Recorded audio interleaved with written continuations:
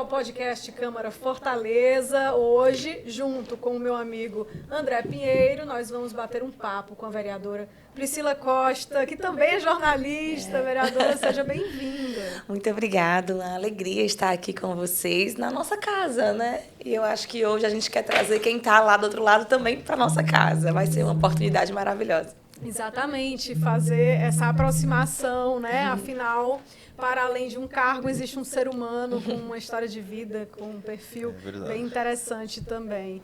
Então, vereadora, antes de vir, teve que resolver em casa, né? A família, como fica, o bem-estar dos filhos, afinal são 4.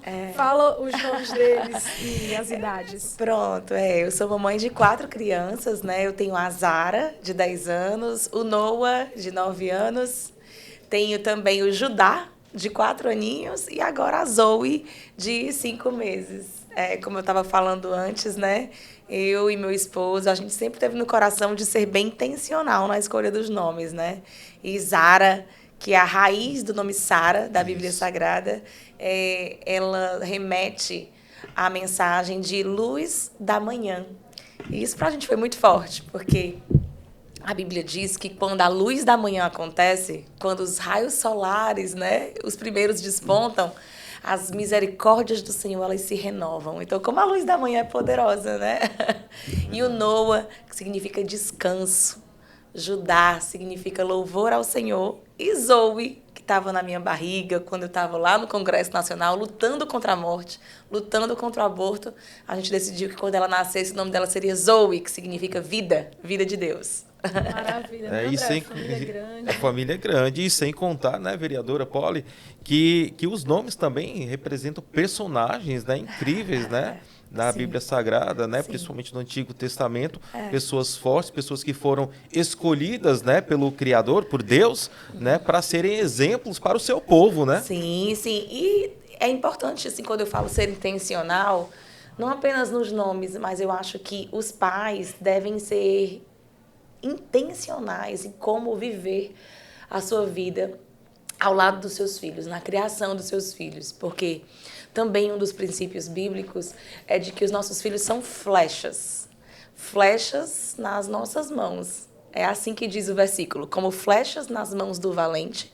assim são os filhos da mocidade. Então, se eles são flechas, eles têm uma direção a alcançar. Se eles são flechas, eles têm um destino específico e está nas nossas mãos. Para a flecha alcançar o alvo, tudo vai depender de quem está segurando a flecha, né? De lapidá-la, de prepará-la, de disparar essa flecha na hora certa. Então, apontar para o caminho certo. Apontar para o caminho certo. Então, tudo isso é uma responsabilidade que está sobre nós, é uma autoridade que está sobre nós, mas também é uma maravilha, uma bênção. Então, é importante, eu vejo assim, eu e meu esposo, do como nós queremos acertar como pais. E aí é difícil, porque não somos perfeitos. Não somos perfeitos, mas com a ajuda de Deus, a gente tem se esforçado. É o José Newton. José Nilson. Nilson? Nilson. A gente chama ele de Frota, na verdade, que é o sobrenome dele. E o nome dele, José Nilson, é por causa do avô dele, que é um grande político, né? Agora já está com o Senhor, mas foi 4 vezes prefeito lá em Massapê. E o nome dele é em referência ao avô, José Nilson, meu esposo. Interessante, eu achei bem legal, assim, vi, né, nas redes sociais, assim, sempre colocando foto com ele e pontuando que são, né, um casal. Porque quando a gente tem filhos, eu tenho 3, então a gente acaba numa rotina muito pesada, assim, do dia a dia, de correria, de atividades. Apesar de ser uma rotina maravilhosa, mas bastante intensa. Mas é importante também ter esse compromisso dentro do relacionamento com o marido. Demais, muito importante, né? A gente fala sobre a importância da paternidade também, que é algo que a sociedade... Eu acho que o maior mal, um dos maiores males que a sociedade, que tem gerado sofrimento na sociedade, vem de uma raiz chamada ausência de paternidade. Tem até um estudo de uma universidade americana que mostra que eles procuraram naquele estudo o que os presos teriam de maior ponto em comum. O que eles teriam mais em comum? Que aqueles homens se transformaram em transgressores ao ponto de chegar numa cadeia. E o ponto que mais fortemente unia todos eles era crise de paternidade, a crise na figura do pai. Então, a presença do homem em casa, a presença do homem em casa no sentido não apenas físico, mas no sentido da presença do diálogo, da presença do afeto, da presença da instrução, da presença da espiritualidade, né? Tudo isso na formação da criança, na sua em suprir, né, as suas carências, em se sentir seguro. Tudo isso é muito importante. Então, é um grande desafio para nós, né? Porque temos uma agenda intensa, temos os nossos compromissos, mas temos também que entender a importância disso. A gente tenta entender a importância disso e fazer os nossos sacrifícios e a nossa agenda ter ali o lugarzinho sagrado que é para a família. Porque diz que quando o pai e a mãe eles têm um bom relacionamento, as crianças se sentem mais seguras, mais protegidas, né? Isso, na psicologia até diz, né? Se o pai puder dar algo para o filho, se o pai puder dar uma só coisa para o filho, eu vi um psicólogo dizendo que assim, eu aconselharia que ele amasse a mãe. Exato. Porque a criança que tem um pai que ama a sua mãe, ela tem um desenvolvimento muito saudável. E aí você pode estar me perguntando, né? As pessoas que são divorciadas. Um pai divorciado pode amar a mãe de uma outra forma. E a mãe amar esse pai de outra forma. Como? Respeitando. Com as suas palavras, né? Eu digo isso muito para as minhas amigas, que às vezes passaram por um divórcio, o pai não está mais em casa. Eu digo assim, olha, nunca fala palavras ruins a respeito do teu ex-esposo. Fala palavras boas, porque dessa forma o seu filho vai sentir um efeito positivo dele na tua vida, né? Foca no que ele tem de bom, repete isso em casa, para que os filhos possam ter essa presença positiva, né? Então, a gente tem que ser intencional, estratégico, né? Porque tem coisa que é mais importante. Os nossos filhos são mais importantes do que os nossos traumas, né? É tanta coisa linda que eles têm para viver no futuro. Então, vamos deixar o nosso passado, assim, sarado, restaurado, perdoado, para eles se sentirem livres, né? Para avançar. Como é que tem sido em casa, assim, a rotina de 4 crianças? Eu digo, entre eles mesmo, de dar atenção, de dividir a atenção. Tem que dividir, senão a gente não consegue, né? É uma missão, né? É uma missão. Mas, assim, a gente tem distribuído tarefas, né? A gente sempre gosta de dar uma responsabilidade, nem que seja algo muito simples, para o mais velho, né? Assim, não só o mais velho, que é a Zara, né? Minha primogênita. Não, mas a gente dizer, olha, Zara, é muito importante que você cuide de que na hora que o Judá foi dormir, saber se ele escovou os dentes, né? Então a gente fala, olha, o Noah, é importante quando a Zara for para o colégio, você saber se a mochila dela não está muito pesada, para você ajudar ela a carregar a mochila. Legal. Então a gente fica colocando uma responsabilidadezinha dentro de cada um deles, para eles se sentirem, né, assim... Parte. Se sentirem parte e saber que a vida é isso, né? A vida você tem que olhar para o outro, e porque um dia você também vai precisar do outro, né? Então é bom...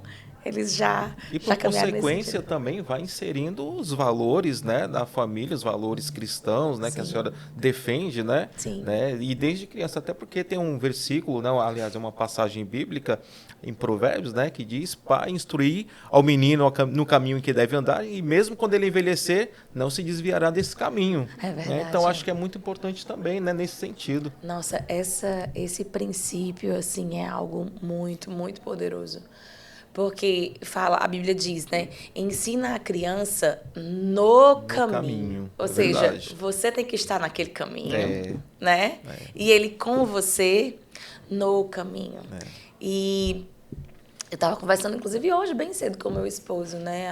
Alguns amigos, às vezes, compartilham conosco, né? Coisas boas, né? E outros, às vezes, estão passando por experiências difíceis de estar perdendo o filho, ou para as drogas, ou para alguma má companhia, às vezes até para a depressão, ou para o vício eletrônico. E a gente pensa, né? Como os pais podem fazer a diferença na vida dos seus filhos nesse sentido. E ensinar a criança no caminho é um compromisso que vale muito a pena. né? Por exemplo, na nossa casa, como que a gente faz? A gente sempre tenta pelo menos 20 minutos, aonde a gente tem um momento com eles realmente, intencionalmente espiritual. Como? A gente vai contar uma historinha bíblica, a gente vai louvar, cantar uma música. Às vezes a gente conta algo que aconteceu, né? Olha, o papai estava com muita dificuldade de fazer isso, mas o papai orou e o papai conseguiu. Então isso fortalece a fé deles, não é? Então a gente tem essa prática diária de pelo menos 20 minutos a gente abastecer a alma das nossas crianças com a única coisa que pode abastecer a alma humana, Jesus Cristo. É a única coisa. Porque a gente fica pensando, eu vou fazer isso quando meus filhos estiverem adolescentes. Eu vou fazer isso quando meus filhos estiverem jovens. Esse não é o conselho bíblico. A Bíblia fala, ensina a criança o caminho que ela deve andar. E isso é tão importante porque a gente pensa assim, você não sente falta daquilo que você não conhece.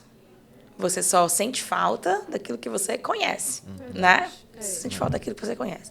Então, quando o seu filho conhece o prazer que há em conhecer a Cristo, quando ele estiver longe de Cristo, ele vai sentir saudade.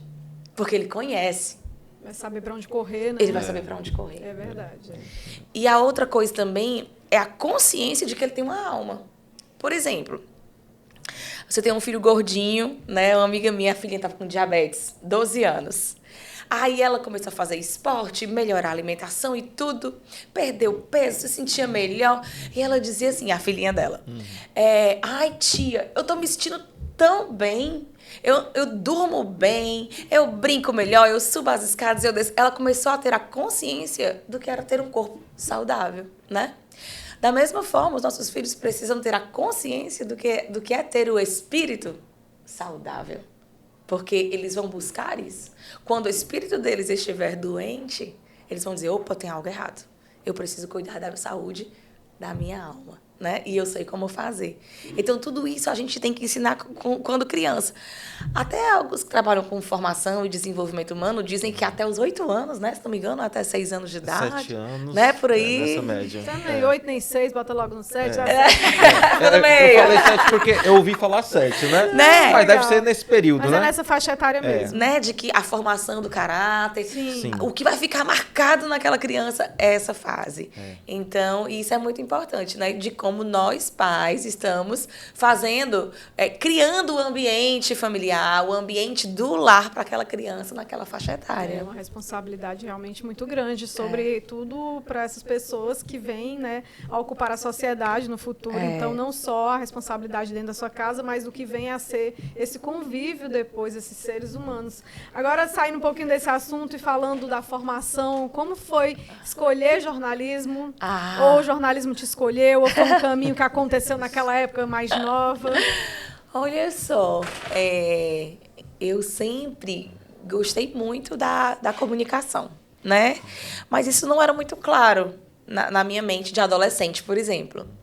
Mas eu lembro quando eu tinha 14 anos de idade, eu fui criada em um ambiente de igreja. Meus pais são pastores, meus avós eram pastores e meus bisavós eram pastores. Então, eu fui criada nesse ambiente, o que, para mim, eu considero muito positivo. Foi assim na minha vida. Eu lembro que quando eu tinha 14 anos de idade, 14, 15, era muito comum na nossa igreja nós recebermos missionários que vinham de outros países. Missionários que vinham da Coreia do Norte. E eles diziam, olha, para a gente entrar com a Bíblia lá é praticamente um crime que a gente está cometendo. Se a gente for pegue pelo governo levando Bíblias pelo Partido Comunista da Coreia do Norte, nós somos presos. Missionários da China diziam, nós temos que nos encontrar em bueiros para poder nos reunirmos. E se formos encontrados, seremos torturados e mortos por causa do Partido Comunista da China. Olha, nós não podemos nos encontrar, nós não podemos construir uma igreja em Cuba por causa do Partido Comunista Cubano, que não nos autoriza. Então, quando eu vi que a igreja, o ser humano que acreditava, o ser humano que tinha fé, era perseguido em outros países, eu falei, como é que isso é possível? né? Porque eu tô falando da minha fé, todo mundo vai ver e eu não saio daqui tranquila, não vou ser presa, não vou ser punida, nem multada, nem nada. Isso não existe. O brasileiro vive um mundo paralelo. A realidade lá fora é de pessoas perseguidas por simplesmente crerem. Essa é a realidade lá fora. O Brasil é o mundo colorido da liberdade de fé. E a gente tem o exemplo do irmão André, né, da missão Portas Abertas, que passou por situações complicadíssimas na janela de ferro, né? Nos países comunistas da época, não é isso? Verdade, quando a gente escuta relatos como o irmão André, a gente sabe o que é a realidade lá de fora. Então, quando eu vi isso, esses relatos, eu fiquei muito impactada. E eu falei, por que isso acontece? E era simples, os relatos deles sempre tinham o quê? Uma questão política. Era sempre um partido anti-fé, anti-liberdade individual, anti-família, anti-Deus, que chegava ao poder para perseguir a igreja, para sufocar o evangelho e a liberdade de quem quer que fosse. Vou dar um exemplo clássico de Cuba. Os primeiros a serem perseguidos em Cuba foram os líderes de religiões de matriz africanas. Foram os seguidores de Candomblé os primeiros a serem perseguidos pela ditadura de Fidel Castro. Então, quando eu vi que isso era uma questão política, o meu coração se encheu de interesse pelos assuntos políticos, mas eu imaginava o quê? Eu vou ser um jornalista. Porque dessa forma, a minha voz vai poder alertar as pessoas, denunciar esses crimes, e eu vou poder fazer a diferença.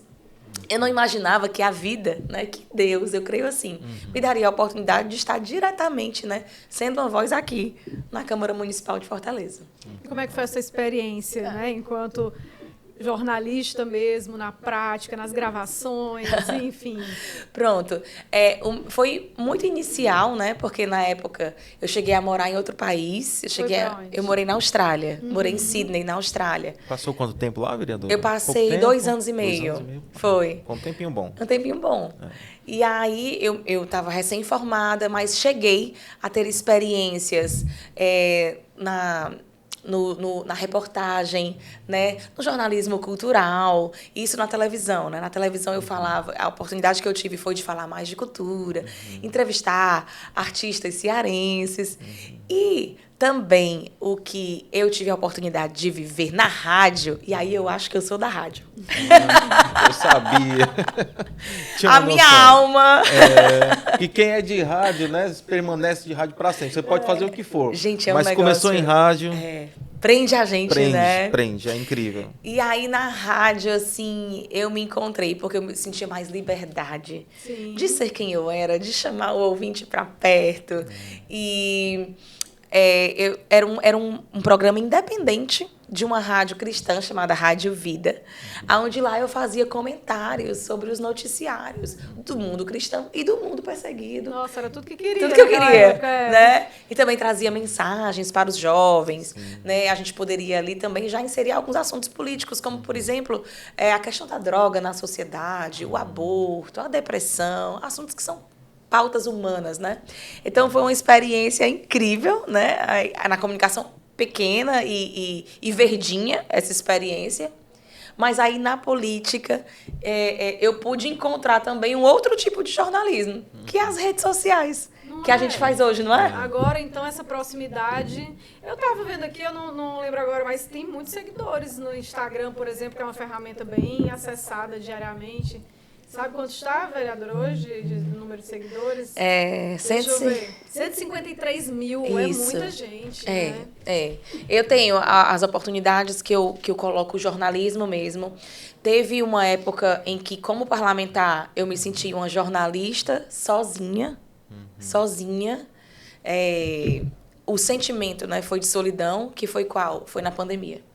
Na pandemia, eu não via a imprensa fazer jornalismo, não via ninguém falar sobre as coisas que estavam acontecendo em outros países, sobre, de fato, o que significava a origem daquele vírus. Hoje todo mundo já sabe, né? Hoje está cada vez mais evidente que foi vírus criado em laboratório.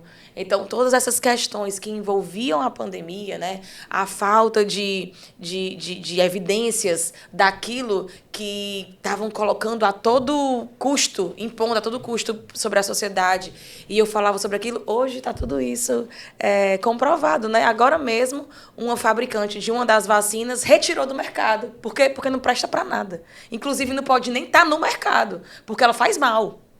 Não é nem assim, tudo bem, deixa porque não faz mal nenhum, não.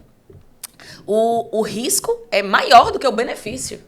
Então, não tem razão para estar no mercado. Então, hoje, isso acontece, que eram coisas que eu falei tudo isso na pandemia. Quem estivesse fazendo jornalismo aqui, comprometido nas redes sociais, quem estivesse disposto a isso, tinha pessoas que estavam comprometidas com outros tipos de tarefas. Mas quem estivesse fazendo jornalismo, pouquíssimos eu encontrei. Pouquíssimos. E muitas informações à época, que hoje são validadas, à época foram consideradas como fake news também. Exatamente. Eu fui chamada de fake news. Olha só. Quando lançaram a vacinação dizendo que eram 2 doses, eu falei, gente, não é 2 doses, é 3 ou mais. E o pessoal dizendo que era fake news. E o Butantan disse que era fake news. O Butantan. E o Instagram, quando você pedia para me seguir, no Instagram, ele dizia assim, esse perfil foi identificado como um propagador de informações inseguras. Eita. Você quer mesmo seguir? Mas por que eu estava sabendo que não seria só 2? Porque o Ministério da Saúde lá da China já tinha dito. O Ministério da Saúde da China tinha dito que a vacina que eles criaram, a Coronavac, não era 2 doses, era 3 ou mais. Aí eu fui aqui fazer informação. Jornalismo. Com fonte oficial. Fonte oficial, papapá. Aí eu vejo o Butantan, o Instituto Oficial do meu país, dizendo o contrário. E a Big Tech dizendo que eu sou fake news. Assim, foi na pandemia, foi uma experiência, assim, punk. Eu posso dizer, né, com conhecimento de causa, porque à época estive como assessor de imprensa, né, do Hospital Leonardo da Vinci. Uau, né? Então, que assim, missão. foi uma situação muito difícil, imagino. Mas também foi uma vitória, né? A gente ter superado tudo isso. E eu Sim. imagino também a situação da vereadora tentando passar algumas informações, né, embasadas, né? Sim. Em fontes oficiais, né? Sim. Mas, infelizmente, naquela época também se tinha muita dificuldade de informação, porque era algo muito novo. É verdade. Né? Então, assim, você não tinha como afirmar muito, né? Você me disse até que não pegou Covid, né? Perfeito, não peguei Covid. Também, vereadora, ou chegou a contrair o vírus? Não, eu cheguei a contrair, só descobri depois, quando eu fui fazer um exame e vi que eu tinha anticorpos. Mas eu nunca senti nada. Na verdade, as informações estavam lá. A própria OMS, ela explicava em números que 92% da população ia pegar e não ia nem sentir. A OMS dizia isso nos números. Então, a gente tinha, sim, que ter medidas para que esses 8% tivesse a melhor possibilidade de uma cura, de uma restauração, de uma internação, né? Mas era isso que dizia. Então, acho que eu e o André fomos aí parte desses 92%, né, André? É verdade. Que a gente não sentiu. Não teve sintomas. É verdade. Vereadora, não, licença, pode falar. Assim, eu queria voltar um pouquinho, né? A senhora falou muito de saúde espiritual, né? Saúde física. Então, pensando muito nisso, a senhora procura fazer alguma atividade física? Tem alguma coisa que diverte a senhora, que traga essa saúde mental, essa saúde espiritual? Porque, assim, hoje a gente vê a depressão como uma doença, né? Uma das principais doenças do nosso século, né? Da atualidade. Mais de 248 milhões de pessoas incapacitadas por depressão. Incapacitadas, né? Então a gente vê que é uma situação grave. E se você não tem atividades, né, que possam suprir, né, essa positividade na vida da gente, a gente acaba caindo em depressão. O que a senhora faz para lutar, né, assim, para tentar evitar situações de depressão na sua vida? Olha só, eu acho que no meu caso, e aí cada pessoa talvez vai encontrar uma peculiaridade diferente na sua vida, no meu caso, a maternidade, ela me ajudou muito. Por quê? Porque a maternidade faz eu pensar menos em mim e mais nos meus filhos. Não há tempo, né? Então, assim, se eu for ficar pensando, se eu for viver uma vida... o problema, a atualidade, o mundo, a atualidade... Os tempos em que vivemos é você viver para si. É você viver para a sua felicidade, para o seu prazer, para a sua satisfação, para preencher É tudo relacionado ao seu próprio umbigo. Egocentrismo. O egocentrismo. Se eu for ficar pensando só em mim, eu vou descobrir um monte de coisa. Eu vou descobrir que eu não sou boa o suficiente. Eu vou descobrir que eu preciso fazer muita coisa para ser aceita pela sociedade. Eu vou descobrir que eu falhei com pessoas. Eu vou descobrir que eu sou incapaz de realizar algumas coisas que eu desejaria. Eu vou descobrir tanta coisa se eu ficar pensando só em mim mesmo. Por quê? Porque todos nós somos um poço de mazelas humanas. Todos nós. Mas quando a gente para de pensar na gente e a gente pensa no outro, naquela mãe idosa que precisa de você, né, para ter uma vida melhor, no seu filho que de repente tem um problema de saúde, ou nos seus filhos, ou no seu esposo, que é a pessoa que está ali ao seu lado, ou na pessoa que na sociedade está vulnerável e você pode ir lá fortalecê-la, você pode ir lá se dedicar a ela, seja amparando, seja patrocinando com os seus bens uma ONG, um orfanato. Quando você olha para o outro, a possibilidade de você se sentir satisfeito consigo mesmo é muito maior. Você para de olhar para si e olha para o outro, né? E a Bíblia Sagrada nos ensina isso, né? Amar ao próximo. Então, isso ajuda muito. Isso é um exercício diário contra a depressão, gente. Parar de olhar só para si. De atividade, faz alguma atividade, coisa vamos física. Lá. Vamos lá, porque eu não estou dando o melhor exemplo. A academia não consegue, né, ainda. Ainda não consigo a academia, porque a bebê está com 5 meses, né? Então, eu ainda não consigo. Apesar, eu até comecei faz 2 semanas, mas ainda não estou naquela rotina necessária, né, para já ter uma resposta física, né? Mas a companhia, né, do meu esposo e dos filhos é algo que todo dia me relaxa muito, me traz muita alegria, me traz muito prazer, né? A própria leitura também me traz prazer. Então, tudo isso vai ajudando a gente a manter uma saúde espiritual diária. Tem algum passeio que vocês gostam muito de fazer juntos? A gente costuma, no fim da tarde, se eu estiver em casa, eu e meu esposo estivermos em casa, antes das 5, a gente desce a pé para a praia. A gente mora ali perto da Praia do Futuro. A gente desce a pé e descalço. A gente vai todo mundo descalço, andando para a praia e fica lá, bota o pé na areia, molha o pé no mar, toma água de coco e volta já escurecendo assim o dia. Então, a gente gosta muito. Cedo? Os meninos dormem cedo? Dormem cedo. Eles dormem cedo. Antes de 8 horas, os meus filhos já estão dormindo. Tem que ter disciplina, né, para conseguir esse feito. Não foi fácil. A gente demorou alguns meses até adaptá-los. Mas hoje deu certo. E a gente falava sobre... É possível, viu, gente? A gente falava sobre as tecnologias, né? Como é que é o acesso deles em casa? A gente não tem telas. Zero telas. A gente tem televisão, mas que... Por exemplo, eu permito à minha bebezinha assistir o Mundo Bita, né? Ela tem ali 1 horinha do dia e 1 horinha da tarde. A gente permite. Que é o máximo, né? 2 horas por dia, talvez. Eu nem tenho essa informação, apesar de que essa bebê é a menorzinha. É a menorzinha, então ela não fica olhando todo tempo, né? Entendi. Aquela coisinha que ela tá mexendo no brinquedinho e ouvindo, a gente deixa ligadinho ali. Eles falam sobre isso, a questão dos 2 anos e dos 2 horas de tela, que seria realmente o máximo, né? Mas é bem difícil quando tem acesso para controlar o tempo. Então é mais fácil realmente não ter o acesso. Com a bebezinha eu fico mais relaxada por isso, porque ela não fica fixa na tela, né? Ouve só o barulhinho ali da música, aí vai mexer ali no chocalho dela e volta e tal. Agora, os outros não. Os outros a gente coloca uma programação. Por exemplo, o meu esposo, ultimamente, ele deixava todo dia as crianças escolherem um desenho e assistir. Mas é um desenho escolhido pelas crianças. E como eu falei, a gente precisa ser intencional. Nós estamos fazendo um projeto. Os filhos são um projeto. É um trabalho. Precisa saber onde quer chegar. Então, esses filminhos que eles escolhem são sempre filmes ou cristãos ou que tenham uma mensagem, né, engrandecedora.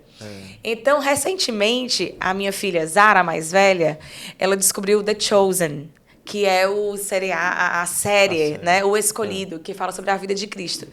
E ela simplesmente pirou no The Chosen e ela disse: papai, por favor, eu quero assistir The Chosen todo dia. Então, todo dia ela assiste o The Chosen, 30 minutos, e o outro, o Noah e o Judá, escolhem também um desenhozinho para eles assistirem. Então a gente tenta ser intencional para aproveitar, porque a gente tem pouco tempo.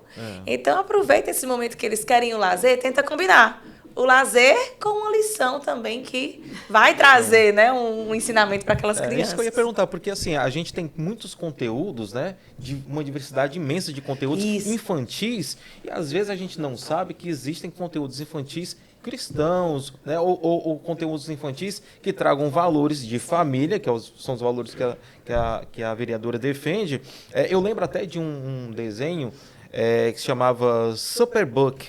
Ai, os meus filhos são loucos pelo Superbook, Então, assim, ali trazia ensinamentos muito bons, né, para você ter um guia na sua vida dentro desses valores, né? Sim, o Superbook, que é a história de dois meninozinhos, um irmãozinho e uma irmãzinha, e eles viajam no tempo, né, junto com um robozinho amigo deles. E aí eles vão viver aquela história bíblica, né, para entender todo o processo. Mas não é fácil quando ela falou assim, é possível, mas eu fico imaginando assim, então como é que conseguiu colocar uma rotina para eles do que eles fazerem? Porque às vezes a criança fica um pouco perdida dentro de casa também. Mas eu vou fazer o quê, né? Então, assim, oferta o quê? Para fazer, desenhar, correr. A gente usa muito... Apartamento. Uhum. A gente usa muito desenho, né? Como eu falei, a gente tem o nosso momentinho bíblico, né? Nosso momentinho juntinhos. A gente tem esse momentinho também da TV com um filmezinho específico, né, com a lição engrandecedora. E aí, a gente tem também a hora da tarefa, né? Eles estudam só um horário, é isso? Eles estudam só um horário. E aí, depois chega, almoça, descansa um pouco, aí vai fazer a tarefa. Isso, exatamente. E aí, a gente tenta fazer com que eles, né, consigam lidar com o ócio.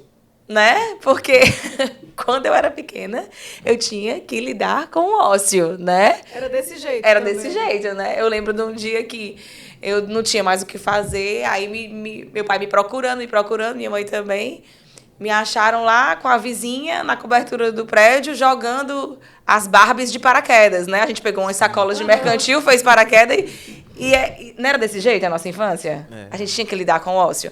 Então, às vezes, a gente acha que a criança tem que estar toda hora ocupada, toda hora com a distração, toda hora com um passatempo, e a gente acaba, às vezes, nos rendendo ao celular, que tem trazido tantos malefícios, né? Como a gente tem visto. Mas é importante também eles saberem o fazer nada, né? Lidar com o ócio e ter aquela criatividade. O ruim é quando a criatividade de alguns deles é tipo pintar a parede. Pintar o irmão. Pintar o irmão. Cortar a franja por eles mesmos, né? Viu? Mas faz parte da... O seu esposo, ele é de qual área, o Nilson? Administrativa. Empresarial, E ele fica ele também é um pastor, né, na igreja. Ele é pastor, então ele gosta muito dessa parte da instrução e tudo. Qual é a denominação de vocês? É a Assembleia de Deus. Assembleia de Deus, né? Isso. Mas desde sempre? Desde criança? Desde sempre. Na verdade, o meu bisavô, ele foi o primeiro pastor da Assembleia de Deus em Fortaleza. Certo. O nome dele era José Teixeira Rego. Certo. E esse homem foi o primeiro pastor da Assembleia de Deus aqui na cidade de Fortaleza. A Assembleia de Deus hoje tem 112 anos. É uma igreja bem antiga. A Assembleia de Deus, na verdade, eu acho que foi a primeira instituição evangélica, que hoje a gente chama de evangélica, né? Mas antigamente era protestante, né? Isso. Né? A primeira denominação protestante que chegou ao Brasil, se eu não me engano, foi no Pará, não é isso? Isso. Eu acredito foi no Pará, através de dois missionários, Daniel Berg e Gunnar Vingre. Os meus filhos, eles precisam saber dessa história. Então, eu, inclusive, olha só, eu lancei isso há 2 anos atrás. Eu criei um gibi, uma revista em quadrinho para ensinar as crianças sobre a história das Assembleias de Deus. Porque hoje no Brasil são 25 milhões de pessoas na Assembleia de Deus. Então as crianças, elas precisam entender a sua origem, elas precisam entender a raiz daquilo que elas acreditam, né? Porque hoje você pergunta para uma criança no que você acredita. Ela não sabe. Às vezes nem o pai dela sabe. No que seu pai acredita, ele não sabe. Verdade, Então, é muito... traz uma solidez emocional, mental, dizendo assim, eu sei no que eu acredito. Inclusive, os meus filhos estão aprendendo agora o catecismo de Lutero, né? Que é creio em Deus Pai, Todo-Poderoso, Criador dos céus e da terra. Então, daqui a pouco eles vão estar todos ensaiadinhos, eu trago eles aqui. Que aí vão perguntar no que você acredita, eles vão saber dizer. É aquela história, né? Saber de onde eu vim, eu sei de onde eu vim, sei onde estou e sei para onde vou. Sei para onde vou. A flecha. A flecha. Aí falou um trechinho da infância, eu fiquei curiosa. Tem irmãos, irmãs? Como é que era essa infância? Em qual área de Fortaleza? Pois é, a gente... a maior parte da nossa vida foi ali na praia de Iracema. E eu tenho uma irmã mais velha, que é dentista hoje. O nome dela é Aline. E tenho um irmão mais novo, que é o Luiz, que ele é publicitário. E graças a Deus, assim, eu sempre me dei muito bem com os meus irmãos, né? Tipo assim, ninguém arrancou o olho de ninguém. Todos morando aqui em Fortaleza ainda? Todos morando em Fortaleza, Meu irmão morou um tempo fora também, assim como eu. O meu pai sempre estimulou essa experiência no exterior, porque o meu pai morou 10 anos fora, né? Ele morou 10 anos na Califórnia, onde ele se formou no seminário pastoral e tudo. Então, ele sempre estimulou a gente a sair um pouco. Então, eu e meu irmão pegamos uma mochila e eu fui para a Austrália. Eu sei, mas ficou na casa de alguém? Como é que foi a Não, eu fui servir a igreja lá. Existe tá. uma igreja chamada Hillsong, que também é uma igreja Assembleia de Deus. Que tem um ministério de louvor e de adoração. De louvor muito forte, mas eu não louvo nada. Eu fui ajudar mesmo.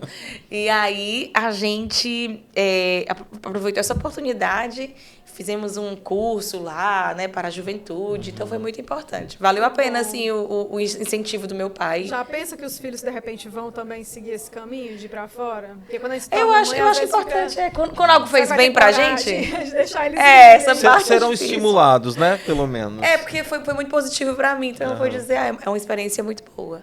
Né? Interessante. Vereadora, só voltando um pouquinho das atividades de lazer, de diversão. Certo. Para onde é que vocês costumam ir nos finais de semana, por exemplo, com a família? Pois é. A gente acaba sendo bem eclético, porque 4 filhos, cada cabeça é uma sentença, né? Eu sei que devem ir para a igreja, claro, né? A gente costuma ir para a igreja, o que também é um ambiente muito bacana para as crianças, porque eles encontram outras crianças lá, é tudo muito animado. A gente gosta de se encontrar com os avós, né? Os avós curtir os seus netinhos e também comer. Pessoal, hoje é pizza! Quando eles estão naquele sábado muito agitado, a gente anuncia uma pizza, eles já se acalmam, todo mundo vai vestir uma roupinha para dar uma pizza com o papai e com a mamãe. Então, são coisas simples, né? Sim. Que qualquer família, né, pode criar junto. Às vezes, é algo simples, mas que o papai e a mamãe, por exemplo, criam um piquenique no quintal, para a criança, na cabeça dela é um filme. Ela não esquece daquilo nunca que ela está vivendo, né? Então, é importante a gente ter, nesses momentos, são momentos sofisticados, momentos simples, a gente saber como aquele momento pode ser marcante. E, para a criança, o que marca é sempre a atenção do papai e a atenção da mamãe. Né? A presença delas. Eu tenho uma dúvida, até que a gente estava conversando. Porque, assim, tem algumas religiões que pregam a questão de não ter nenhum tipo de prevenção à questão da gravidez. Eu não sei. Aí eu até falava com a outra jornalista, Clarissa, né? E a Clarissa dizendo assim, não, mas eu acho que na questão da evangélica, eles não têm esse tipo de nós não temos esse tipo de instrução. Não tem. Mas pretende ter mais filhos? É da sua vontade? Eu queria ter mais filhos. Mas, por uma questão médica, eu não posso mais ter filhos. Sim, por questão da segurança da saúde mesmo. Foi. Eu fui contraindicada a uma gestação. Porque também tem um número de cesáreas, tem tudo isso que envolve, né? Exato. Aí conseguiu, então, uma família bonita, grande, coisa boa. Que eu ia falar. Ou seja, com certeza realizou um sonho, né? De ser mãe e de 4 crianças, né? E aí eu ia perguntar para a vereadora, já realizou um sonho de ser mãe, mas existe algum grande sonho que ainda não foi realizado? Olha, assim, eu sou muito movida, né, assim, politicamente, inclusive, a ajudar crianças. Então, hoje, eu quero, com as ferramentas que eu tenho, ajudar crianças. Então, eu tenho um sonho de adquirir mais ferramentas. Para ajudar ainda mais, para alcançar mais pessoas, para inspirar outras pessoas a fazerem o mesmo. né? Quando eu olhei para Brasília e me candidatei para deputada federal, eu fui movida por esse desejo. Lá tem mais ferramentas, né? Lá tem ferramentas ainda mais efetivas. Lá nossa voz chega ainda mais longe. Então, eu me candidatei para deputada federal também movida por isso. Então, acho que os meus sonhos é nesse sentido. Hoje eu não consigo mais ver nada que eu possa realizar. Se você perguntar, Priscila, como está a sua vida? Eu vou dizer, melhor que eu mereço. Melhor do que eu mereço. Então, hoje tudo que vier é pura bondade de Deus, pura graça de Deus. É um plus, né? É um plus, Eu estou, André, do bate-papo. Excelente, muito bom, né? Maravilhoso o papo. Vereadora com novidades que a gente não tinha ainda, né? Com relação à sua vida pessoal. E assim, foi muito satisfatório recebê-la aqui, vereadora. Que bom. Obrigada, viu, vereadora? Obrigada pela oportunidade. Foi muito bom estar aqui, como se a gente estivesse, né, tomando um café. Exatamente. E poder chegar nas casas, nos lares. Porque eu acredito que é aí aonde pode nascer um novo Brasil. Aonde pode nascer um novo Brasil é nos lares. A política é importante? É importante. Os partidos podem fazer muita coisa? Podem. Mas quando eu olho para a política e para os partidos e um Brasil diferente, não, eu não vejo na política esperança para esse novo Brasil. Mas nos lares, um pai e uma mãe cumprindo o seu papel, transformando a vida dos seus filhos, para que eles sejam flechas que alcancem o alvo, aí eu acredito que a gente pode mudar o nosso país. É um novo Brasil, começando na família de cada um. A família como uma célula máter da sociedade. Da sociedade. Perfeito. Excelente. Então é isso. Obrigada mais Obrigada. uma vez. E vocês de casa, espero que também tenham acompanhado, tenham gostado. Se quiser ouvir mais algum trecho, pode assistir tanto pelo YouTube, Câmara Municipal de Fortaleza tem, né, um canal lá no YouTube, como via Spotify, que também está disponível. A gente volta com mais novidades. Até uma próxima. Tchau, tchau.